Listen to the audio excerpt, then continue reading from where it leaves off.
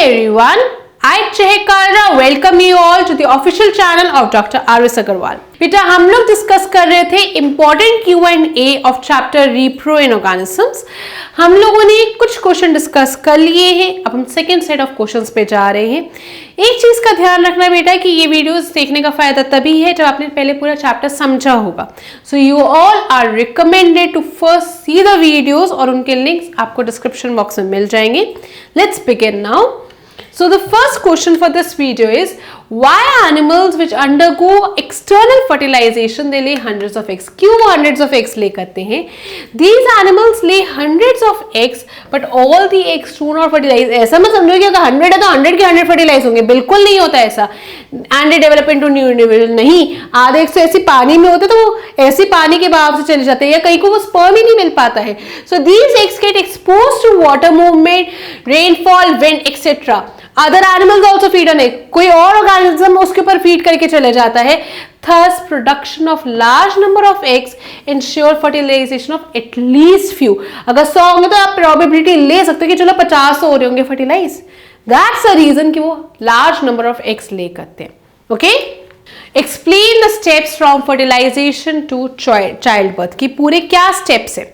सबसे पहला single egg comes out of the ovary every month and reaches a fallopian tube. आप लोगों को पता है कि ओवरी ने अपने एग रिलीज करे और वो आपके पहुंच जाएंगे फैलोपियन ट्यूब पे या जिसको हम बोलते हैं oviduct.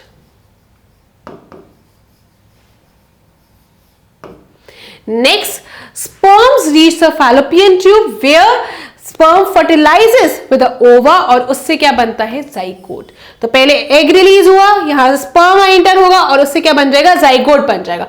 Zygote will undergo several rounds of cell division to become a ball of cells। बहुत सारे पार्ट्स में वो टूटेगा।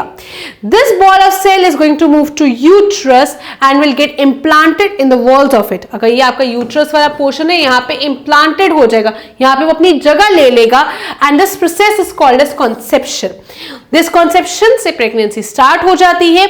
Embryo जो है that is going to develop inside the uterus to become a baby and at the end जब सारे organs identifiable होते हैं तो यही embryo पहले fetus बनता है जिसकी डेवलपमेंट आप चेक कर सकते हैं via ultrasound and further you get a baby. ठीक है, moving ahead.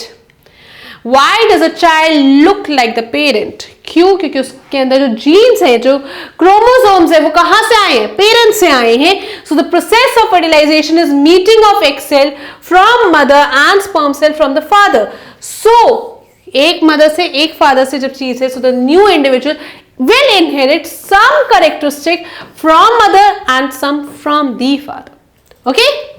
Next, explain how cloning was done. Cloning Dolly sheep की करी गई थी। देखते हैं कैसे वो बॉर्न हुई थी on July 9, 1996. So sorry for that. Okay, so in cloning, egg from sheep A से एक एग लिया गया था with taken and its nucleus was replaced with nucleus from body cell of sheep B, यानी कि उसकी बॉडी में दूसरा न्यूक्लियस डाल दिया गया था। The cell thus produced was implanted in the womb of sheep A।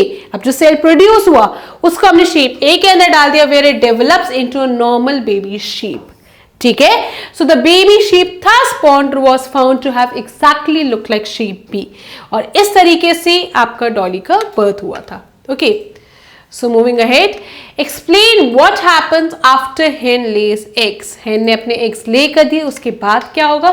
The hen then sits on the egg to keep it warm। उसको वार्मथ देनी जरूरी होती है। डेवलपमेंट ऑफ द चिक, जो चिक है वो आपकी स्टार्ट हो जाती है inside the shell. Okay, so after this development is complete, chick उससे बाहर आ जाता है, वो शेल की जो आउटर कवरिंग होती है उसको बर्स्ट कर देता है। So bursting takes place over here. Okay, next, embryo होता क्या है? जाइगोट का बार बार टूटना into large number of cells, that is ball of cells. The cells then begin to form groups and develop into different tissues and organs. This developing structure is termed as embryo। और जब वो पूरा develop हो जाता है तो उसको हम fetus बोलते हैं। How does hydra reproduce? Hydra reproduce करता है बाय प्रोसेस ऑफ बडिंग। ये अगर हाइड्रा है तो उसके इधर ना कुछ आउटग्रोथ होने लग जाती है, ये आउटग्रोथ फर्दर ग्रो होती है और ये बड बना देती है और ये फर्दर ऑर्गेनिज्म में ग्रो कर जाता है।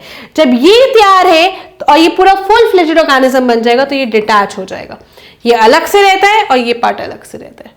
ठीक है, so hydra reproduces asexually by the process of budding.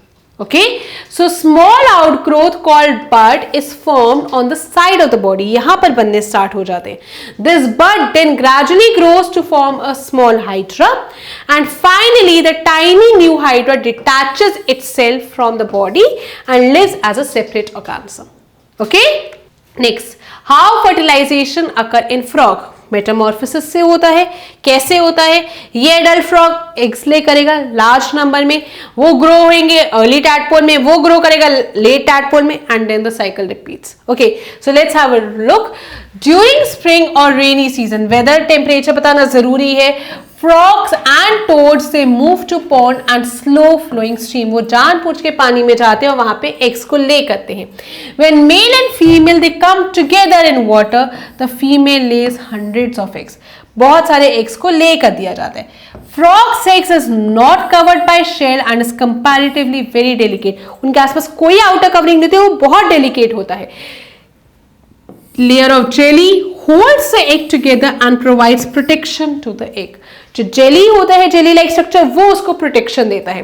जैसे ये एग्स ले करे जाते हैं, मेल अपने स्पर्म्स लीव कर देता है and hence fertilization takes place with a possibility that they will grow into new organism. How does amoeba reproduce? Amoeba is going to reproduce via fission.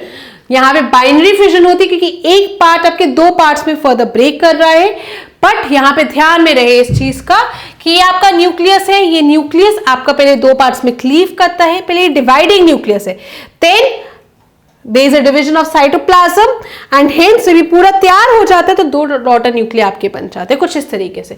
So amoeba is a single celled organism. It begins a process of reproduction by division of nucleus into two nuclei. This is followed by division of body into two, each part receiving a nucleus. Okay, so finally two amoebae are produced from one parent amoeba. Okay, explain male reproductive system. बताया गया था कि male reproductive system में you have penis, sperm duct and testis. Testis are responsible for producing sperms. Okay, और ये आपकी sperm की shape है, that is it has got so much mobility because of this tail. Head है, middle piece है and tail. Okay, so the male reproductive organ it include a pair of testis, two sperm duct and a penis. ये testis हो गया, ये sperm duct हो गया और ये पेनिस हो गया। ठीक है, the testes produce a male gamete which is called as sperm and they are produced, millions of them are produced by it. Sperms होते छोटे हैं but they have head, middle piece and tail and indeed it is a single cell जिसमें सारे cell components हैं। Female reproductive system, you have ovary, these are called as oviduct or fallopian tubes, एक ही बात है।